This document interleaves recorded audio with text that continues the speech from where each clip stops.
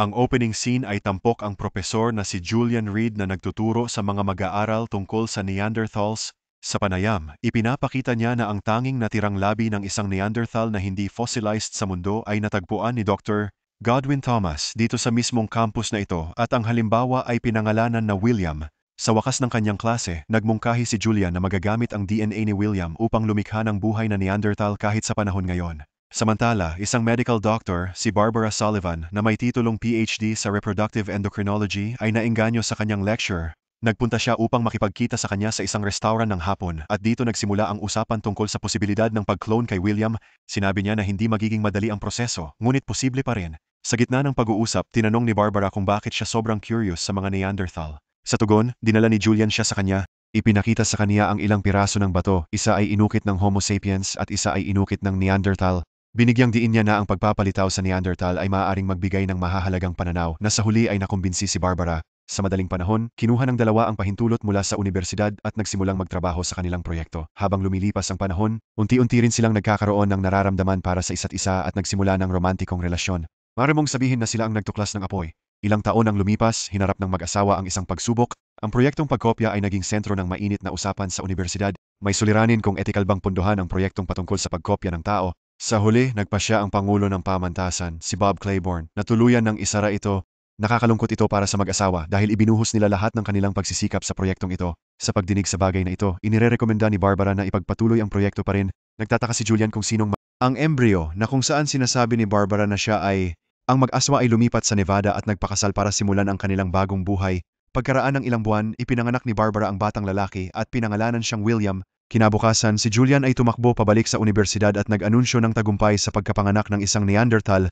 Ngunit labis itong ikinabahala ni Bob dahil hindi niya inaasahan na itutuloy ni Julian ang proyekto ng liko. Agad siyang nagtakda ng pulong kasama ang ibang senior opisyal para planuhin ang susunod na hakbang. Isang opisyal ang nagmungkahi na isakdal si Julian sa paggamit ng mga resources ng unibersidad ng walang pahintulot.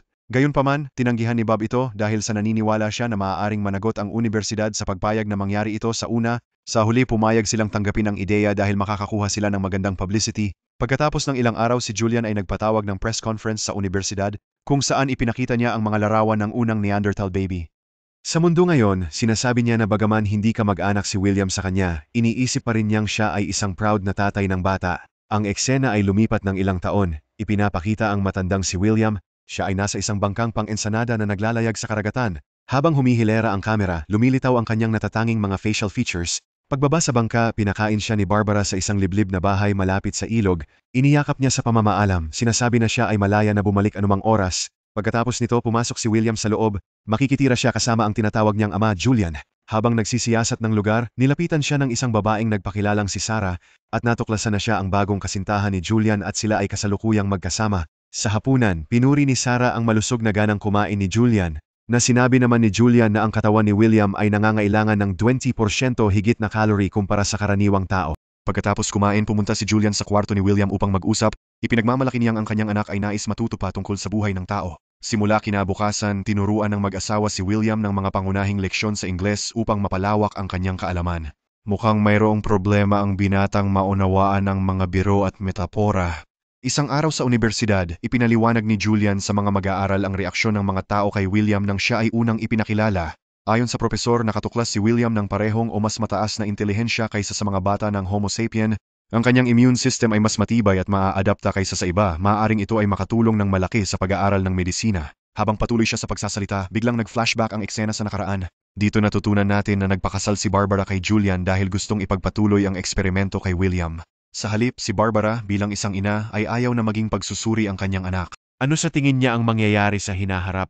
Pagkatapos ng pangyayari, si Barbara ang nag-alaga kay William at pinalaki siya bilang isang single mother.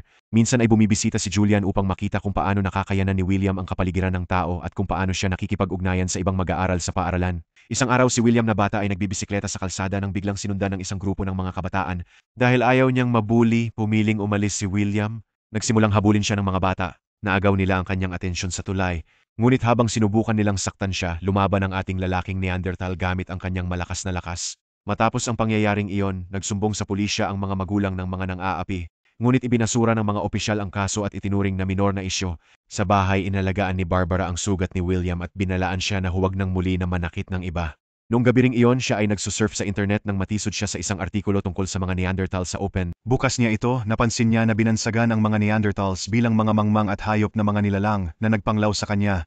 Ang eksena ay nagkat ilang taon mamaya, ipinapakita si William na kumukuha ng pagsusulit sa kolehiyo. Sa panahong ito, nagmumura siya ng ilang lapis dahil sa lakas ng kanyang Neanderthal. Pagkatapos ng pagsusulit, lumapit sa kanya ang isang kaklase na babae, si Judy.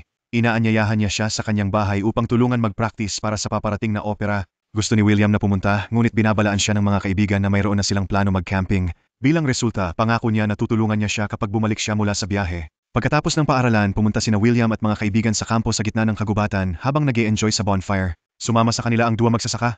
Ang grupo ay nagsimulang mag-usap at isa sa mga kaibigan ni William ay nagbunyag ng kanyang lihim na siya ay Neanderthal. Iniwan nito ang mga dayuhan na lubos na namangha at nabighani.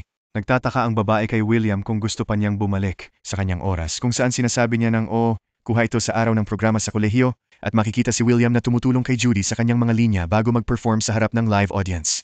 Ang dula ay maayos na umuusad at nagtatapos sa halik, ngunit matapos bumagsak ang kurtina, si William ay nagpatuloy sa paghalik kaya tinanggihan siya ni Judy. Sa kabilang banda, dumalo sina Julian at Barbara sa pulong kasama ang coordinator ng kolehiyo na nagbibigay sa kanila ng impormasyon tungkol sa pakikibaka ni William sa akademiko. Sinabi rin niya na ang mahigpit na pagtuturo ay makakatulong sa hinaharap, ngunit si William ay kailangang muling isumite ang aplikasyon sa kolehiyo. Nagalit si Julian nang malaman na ini-withdraw ni Barbara ang aplikasyon ng anak nila sa kolehiyo nang walang pahintulot niya. Bilang resulta, nagsimula ang argumento sa pagitan ng dalawa. Pinipilit ni Barbara na kumuha ng part-time na trabaho ang kanilang mga anak pagkatapos niyang magtapos. Samantalang gusto ni Julian na lumipat sa kanya at subukang, sa sandaling iyon ang koordinador ay pumakialam upang banggitin na walang sino mang magdedesisyon para kay William. Ayon sa kanya, si William ang magpapasya para sa kanyang sarili dahil magiging 18 siya sa loob ng ilang linggo. Nang gabing iyon, naglakad si William papuntang beach kasama ang kanyang mga kaibigan para magpahinga.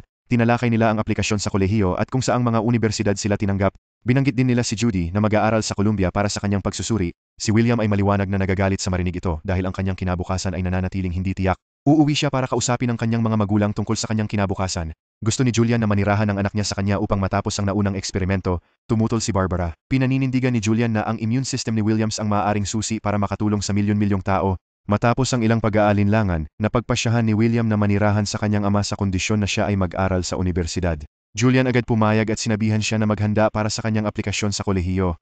Sa kasalukuyan, sinuri ni Julian ang pagsusulit ni William at nagalit dahil may kaunti lamang na pagpapabuti sa mga resulta, kaya't siya ay sumabog kay Sarah, pinagsabihan siya para sa hindi wastong pagtuturo. Nang subukan ni William na ipagtanggol siya, itinapon ng kanyang ama ang papeles ng pagsusulit sa kanyang mukha at umalis na galit. Nang matapos ito, aliw ni Sarah si William, sinasabing siya ay gumaganda. Sa layuning pasayahin siya, dinala niya siya sa labas para maglakad sa gubat. Ibinahagi niya kung paano rin noon plano ng kanyang mga magulang ang kanyang kinabukasan, katulad ng nangyayari kay William. Sa huli, itinaas niya ang kanyang emosyon sa pamamagitan ng pag-uusap sa kanya tungkol sa iba U002070 ibang paksa at pagsasanay kumanta. Biglang naging romantiko ang kanilang sandali nang halikan ni William si Sarah sa kanyang mabuting kapalaran. Siya rin nayakap siya at hinalikan siya muli. Kinaumagahan, hinatid ni Sarah si William sa unibersidad para sa kanyang pagsusulit. Nagpala siya sa kanya at sinabing susunduin niya ito mamaya. Sa pagsusulit, nasira ang lapis ni William tulad ng karaniwan. Tumingin siya sa paligid at napansin na walang iba ang may ganoong problema. Nagsasagawa siya ng pangalawang pagtatangkang magsulat. Ngunit muli na namang bumigay ang lapis. Nababagabag, William ay tumigil sa pagsusulit at umalis ng kwarto. Habang naglalakad sa kalsada, tinitigan siya ng mga tao at tumawa sa kanyang kakaibang hitsura. Pagkatapos bumisita si William kay Dr. Godwin, na nagpapakita sa kanya ng lubos na maingat na labi mula sa kung saan siya kinloan. Matapos masusing mapagmasdan, inaakala ni William na wala sa kanya o sa napreserba na Neanderthal ang nararapat dito. Samantalang, si Sarah ay naghihintay sa labas ng lugar ng pagsusulit at siya ay nag-aalala nang hindi dumating si William ng oras. Kaya tumatawag kay Barbara at iniuulat ang sitwasyon. Sa susunod na eksena, pumapasok si William sa klase ni Julian at nakita ang kanyang amang nagtuturo tungkol sa estudyante ng bastos sumagot, U0027 ikaw ay kabiguan U0027. Ito ay nakakaabala kay William kaya siya U0027Y lumalayo. Agad pinagsisisihan ni Julian ang aksyon at sumunod palabas. Sinubukan niya magpaliwanag at siya ay pauwiin para pag-usapan ito mamaya. Ngunit tinanggihan ni William at itinatag na hindi siya ang kanyang ama na nagresulta sa kanyang pagtama. Sinubukan ni Julian pilitin siyang umuwi. Di sinasadyang binuhat siya. Nakita ng mga mag-aaral ito at tinawagan ng pulis na nagpapatakas sa kanya. Sa kabilang banda, patuloy na naghahanap si Sarah at Barbara habang nagsisimula rin ang pagpatrolya ng pulisya sa lugar. Matapos isang sandali, natagpuan ni Sarah sa labas ng unibersidad, ngunit nahuli siya ng pulis bago niya ito maabutan. Siya ay nagsisigaw ng malakas habang ang pulis ay marahil na binaril si William, hindi sumusunod sa kanila. Sa huling eksena, nakikita si Sarah na bumibisita sa lugar ng paghuhukay ng Neanderthal kung saan galing si William. Mayroon siyang sanggol na lalaki sa kanyang mga kamay, marahil ang anak ni William.